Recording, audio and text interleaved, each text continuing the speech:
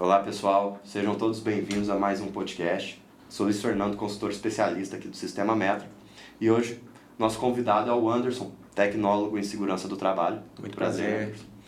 E o tema de hoje vai ser o Abril Verde, que destaca a importância da gestão dos psicossociais na prevenção dos acidentes do trabalho.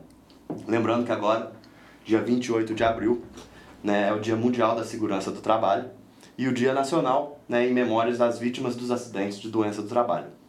O governo soltou recentemente um texto sobre esse dia, e esse texto, na campanha do Abril Verde, bate muito na tecla da prevenção, não apenas uma ação isolada, mas sim para parte da rotina.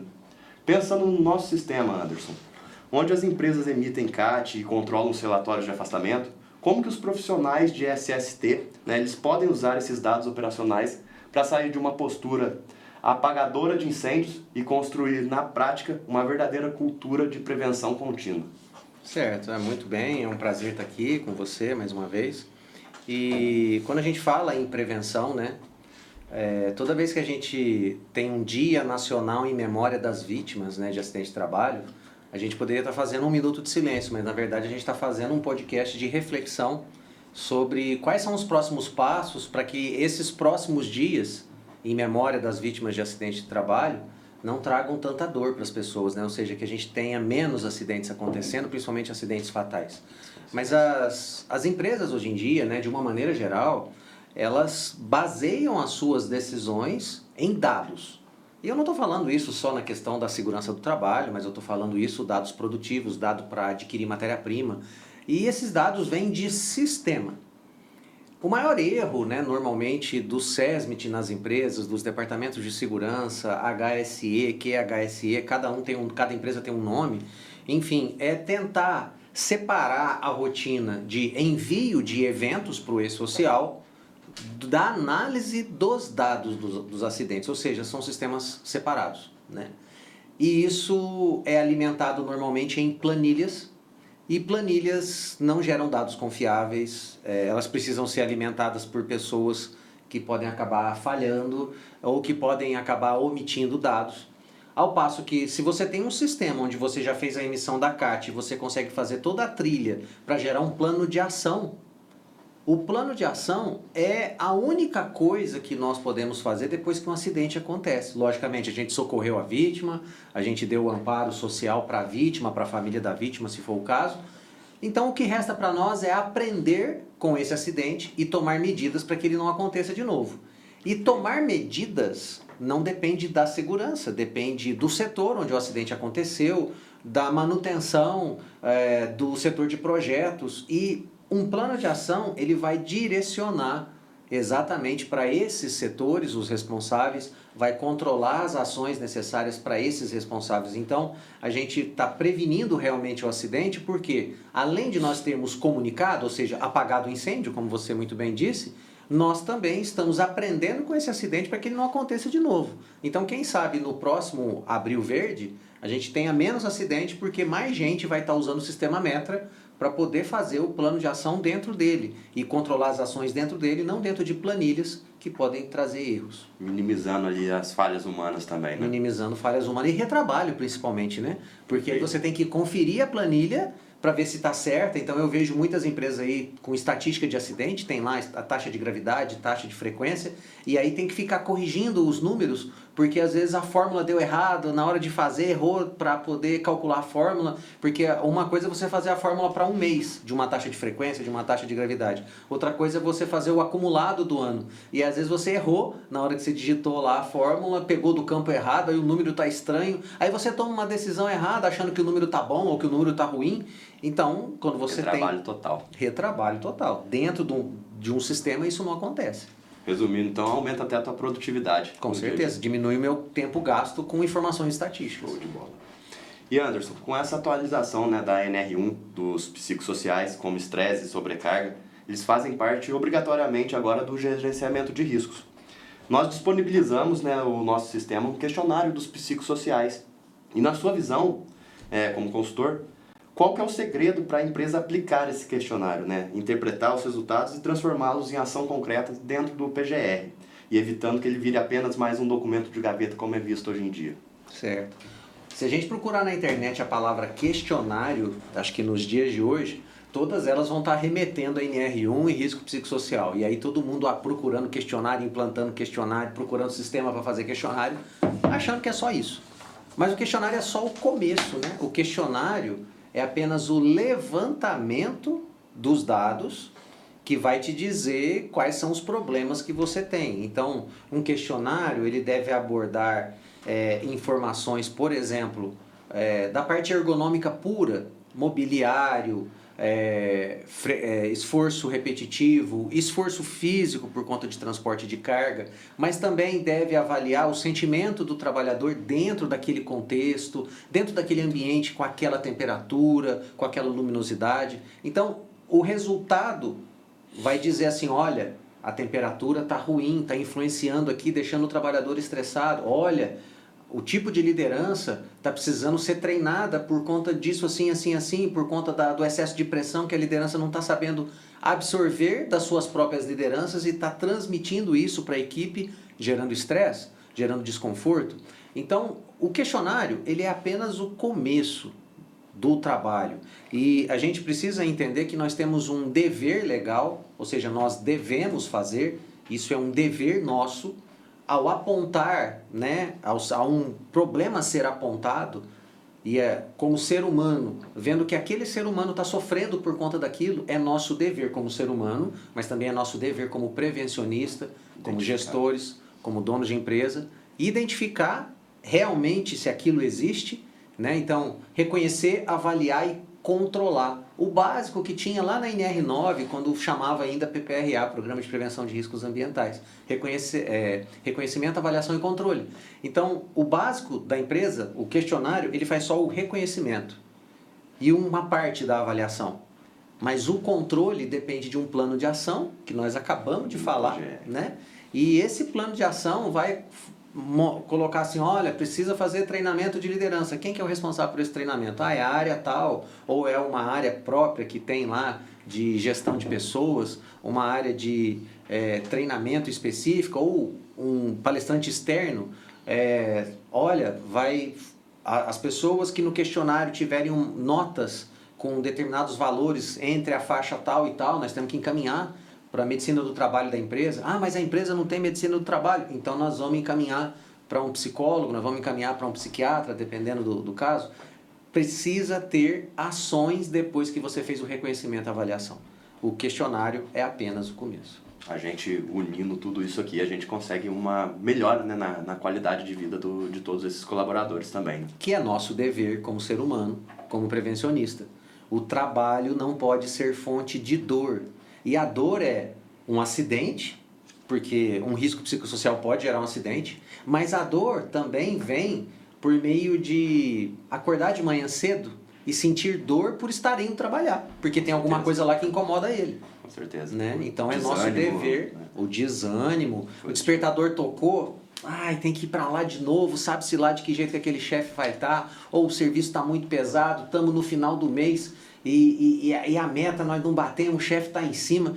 Tudo isso é fonte de dor. O trabalhador não pode sentir dor, porque isso diminui até a produtividade dele. Ou seja, dá problema para a empresa em todos os sentidos. Dá problema legal, dá passivo trabalhista e dá problema de produtividade, absenteísmo, rotatividade, né, o turnover que tantas empresas estão correndo atrás hoje. Né? De uma coisa a gente vai puxando outra lá na frente, né? Sim. Olha para você ver como que é o processo. Com certeza. E o Anderson, os dados da Previdência Social eles são alarmantes hoje. Cerca de 63,5% dos afastamentos de transtornos mentais no último ano foram de mulheres. Né? Olhando para o nosso módulo de controle de afastamento, de que forma o RH e a equipe de SST, né, eles devem cruzar e analisar esses dados internos para identificar, corrigir esses fatores no ambiente de trabalho que estão adoecendo as mulheres de forma tão desigual com relação aos homens. É interessante falar isso, porque, de novo, se a gente estiver analisando acidente, analisando fatores psicossociais, controlando tudo isso por meio de planilhas, provavelmente as mulheres elas entram no bolo geral de trabalhadores e aí você vai tomar medidas que talvez não alcancem essas mulheres, né? Quando você tem um sistema, você fez o cadastro do trabalhador naquele sistema, o sistema já sabe porque você informou o gênero, masculino ou feminino, já sabe a faixa etária, porque tem a data de nascimento, então automaticamente você começa a ter dados estatísticos separados por setor, por função, por faixa etária, por gênero, e aí a tua tomada de decisão vai ser mais acertada. Porém, a gente não pode esquecer também que uma lei do ano de 2022, que é a 14457, ela foi até chamada Lei Emprega Mais Mulheres, Programa Emprega Mais Mulheres, para garantir o acesso da mulher no mercado de trabalho e o acesso da mulher em posições que somente homens ocupam. E quando fizeram essa lei, pensaram muito bem que a mulher, para poder chegar nesses lugares mais altos, provavelmente ela sofreria assédio, ela sofreria perseguição, ela teria salário desigual. Então, obrigou a empresa a ter determinadas camadas de proteção para prevenir e combater o assédio moral e o assédio sexual. Juntando todas essas camadas que a lei proporcionou para as trabalhadoras e os dados de um sistema levantados por um questionário que o próprio sistema levantou, você conseguiria facilmente saber quantos por cento da população feminina tem naquela empresa, tem naquele setor, tem naquela função, e aí você consegue ter ações direcionadas para as mulheres, né? Por exemplo, eu tenho um cliente que no mês de março, que tem o dia 8, o Dia Internacional da Mulher e tal, todo ano, no mês de março, essa empresa, que é predominantemente de homens, todo ano traz palestras para as mulheres, faz um dia com encontro só para as mulheres, presentinhos para as mulheres. Então, quando você faz uma pesquisa de clima organizacional e aí você tem uma estatística só das mulheres, você percebe que as mulheres estão bem. Por quê? Porque elas foram lembradas, porque a empresa lembrou que elas existem, porque a empresa se preocupou em dar uma palestra especificamente para ela. Né? O reconhecimento e também essa questão, você direcionou ações específicas para aquele público, né? E aí você remete à importância do trabalhador, à valorização do trabalhador, que são coisas simples. Às vezes a empresa consegue uma palestra gratuita mesmo, um profissional da Secretaria de Saúde, para ir lá falar com as mulheres, né? Mas é só mulheres que vão estar nessas palestras, porque na maioria a gente junta todo mundo. A gente chama homens e mulheres para assistir palestras de segurança, mas naquele mês é palestra só para mulher. Mas também tem as palestras só para os homens lá no Novembro Azul. Outubro Rosa e Novembro Azul, né? No Outubro Rosa tem mais uma ação para as mulheres. Em novembro tem ação para os homens. Então, as empresas que se preocupam com isso, elas com certeza elas atingem resultados melhores quando vão aplicar questionários e pesquisas como essa, e esses resultados refletem nisso que você falou aí, ó. 63,5% dos afastamentos são por transtornos mentais e em mulheres. E se nós formos pensar nas grandes empresas, de fato, eles adotam essas práticas, né? Todas. Sim, adotam essas práticas. E, Anderson, na entrevista do Adir de Souza, ele comenta que é preciso mostrar ao empresário que a prevenção é investimento e não somente custo, né? Como que os relatórios gerados pelo nosso sistema, o histórico de CAT, por exemplo, o volume de dias perdidos por afastamento psiquiátrico, eles podem ser usados estrategicamente, né, pelo técnico de segurança para convencer a alta gestão a mudar os processos como metas inalcançáveis e capacitar melhor essas lideranças? A palavra liderança aí, ela é chave fundamental, né? Hoje em dia, assim como nós começamos o podcast dizendo as empresas hoje tomam atitudes, tomam decisões baseadas em dados. As empresas têm indicadores, os KPIs que eles falam. Então tem indicador para refugo, tem indicador para quebra, indicador para perda de tempo, indicador para absenteísmo, tem indicador para tudo. Segurança também tem que ter o seu indicador, né? E esses indicadores, eles têm que alimentar, né? Esses resultados têm que ser direcionados para que a liderança tenha conhecimento deles, para saber o quanto o trabalho dele como líder pode estar influenciando nesses indicadores, né? Um líder que oprime, um líder que pressiona, um líder que não se importa com o que a pessoa está sentindo, um líder que está distante, que cria um muro entre eles só porque ele se acha superior, né? Ele está como superior, mas ele não é superior. É uma posição hierárquica apenas, né? Mas muitas vezes isso é assumido para a vida dele.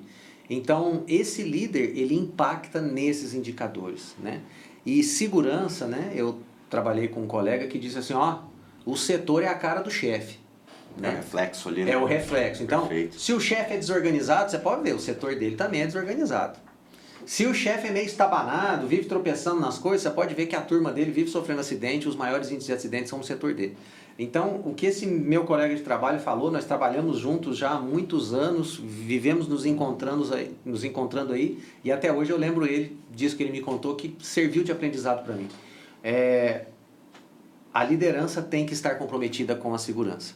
Isso nos faz lembrar da história do Henry Dupont, que é o criador, né, o fundador das indústrias Dupont, que hoje é uma multinacional gigante, uma indústria química gigante, mas que começou como fabricante de pólvoras, tendo um monte de acidente de trabalho, inclusive acidente grave, que é explosivo, pólvora, né? E ele bateu na mesa um dia e falou: eu não quero mais acidente de trabalho na minha empresa, eu não quero que mais ninguém sofra acidente aqui. E para isso eu estou assumindo um compromisso de trazer a minha família, de construir a minha casa aqui dentro. Então eu não quero mais que acidente aconteça. E começou a cobrar a postura de segurança de forma hierárquica de cima para baixo. Ou seja, primeiro ele teve o compromisso e as pessoas que estavam abaixo dele e as pessoas que estavam abaixo dessas pessoas.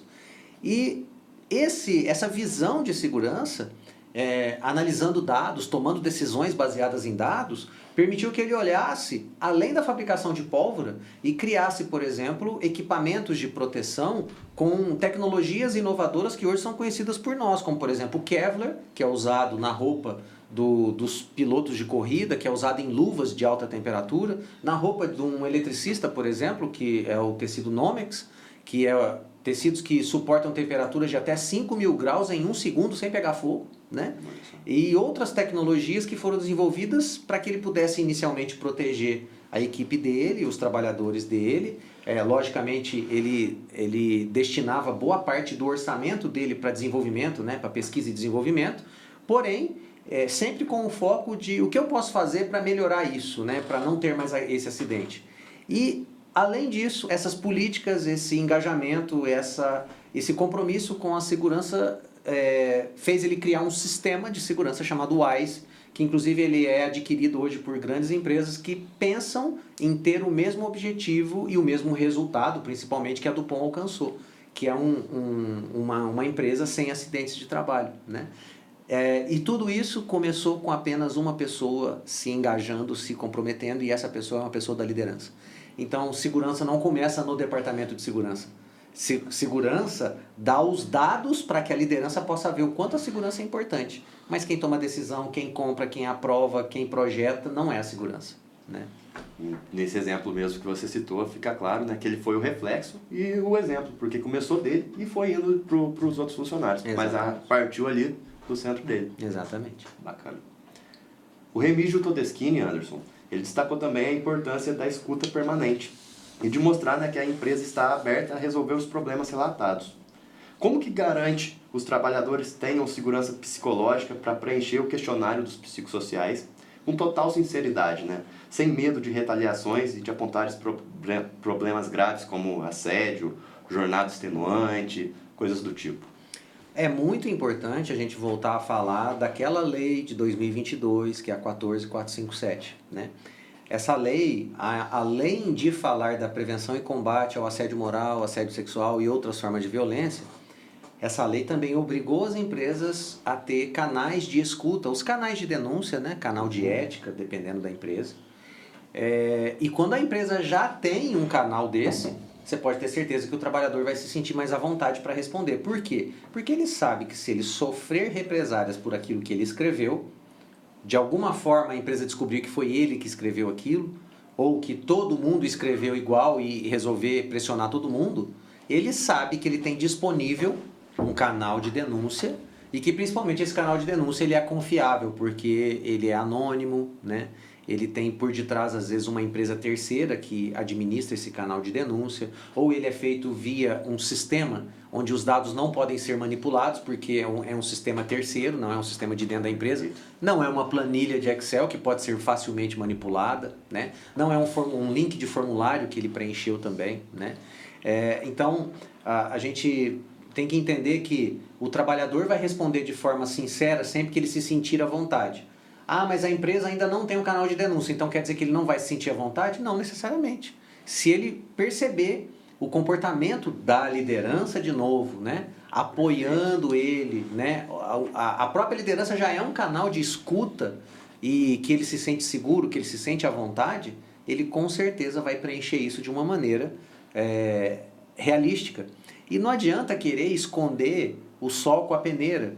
Esse trabalhador talvez não se sinta à vontade, mas um outro que não está nem aí, que já está até pensando em sair da empresa porque o clima está tão ruim, ele vai se sentir à vontade e vai descer a língua no questionário mesmo. Então, cuidem primeiro do ambiente, façam uma pesquisa de clima organizacional, escutem os trabalhadores antes de aplicar o questionário do psicossocial, né? E se ainda assim tiver problemas, façam um plano de ação para mitigar e controlar esses problemas. Eles podem não ser eliminados, mas se a empresa mostrar que está com atenção e que está ouvindo aquilo que foi apontado no questionário, isso com certeza vai deixar só isso já vai deixar os trabalhadores mais à vontade, né? Eu tenho um cliente, por exemplo, que os questionários apontaram do verbo colocar o dedo mesmo contra uma determinada pessoa da liderança. Olha só. Após isso, passou um tempo, esse líder acabou saindo, a empresa dispensou ele. Não explicou, olha pessoal, vocês estavam certos mesmo, nós mandamos esse líder embora por conta disso que vocês escreveram. Não, isso não ficou claro para ninguém. Mas ele saiu da empresa. Automaticamente, a equipe, quando foi aplicar novamente o questionário, os resultados já foram outros.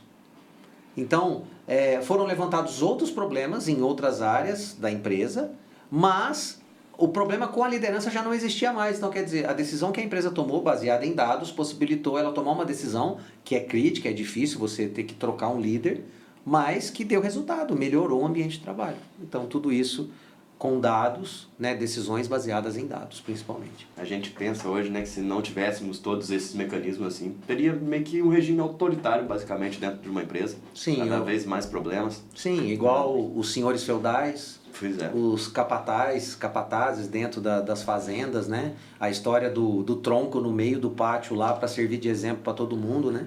Essa figura, a existência desse autoritarismo substituído por uma liderança consciente dos seus deveres, uma liderança que seja capaz de escutar, tudo isso está sendo substituído gradualmente. Infelizmente, precisa de lei, né? Porque nós, seres humanos, quando a gente não entende o que é moral, quando a gente não aceita aquilo que é ética, tem que existir uma lei. E, infelizmente, teve que existir uma lei para que isso acontecesse, mas ainda está acontecendo. Só que, em pouco tempo, isso deve parar de acontecer, porque se a empresa resolver continuar escondendo o sol com a peneira, ela não tiver, por exemplo, um canal de denúncia, o trabalhador vai usar um canal de denúncia do Ministério Público do Trabalho, por exemplo, que vai ser até pior, porque ela pode resolver tratar isso de maneira interna, tomar decisões difíceis como dispensa de liderança, substituição de liderança e tal. Porém, se ela resolver tratar isso de forma externa, isso vem em forma de multa, isso vem em forma de termos de ajuste de conduta, que são coisas muito graves. E a empresa pode, por exemplo, ser colocada numa lista de que apoia trabalho escravo. Então, tudo isso pode colocar a empresa numa lista que tira ela do mercado. Porque hoje, com a globalização, eu não posso, por exemplo, contratar ou comprar coisas de empresas que estão na lista de trabalhadores submetidos à escravidão. Também eu não posso contratar serviços ou comprar produtos de empresas que têm trabalho infantil. E tudo isso vai estar lá no portal de transparência do Ministério do Trabalho. Então, se a empresa não tratar, o extremo é esse. Com certeza. É a empresa incluída nesses canais aí que acabam com a imagem dela e impedem de clientes continuarem comprando seus serviços ou produtos. Perfeito. E aqui a gente encerra então mais um podcast. Anderson, muito obrigado. Foi um prazer, sempre à disposição. E nos próximos podcasts, nós falaremos aí do PPR e do ensaio de vedação. Deixa uma curtida aí no vídeo e compartilha aí com um amigo próximo. Até mais, pessoal.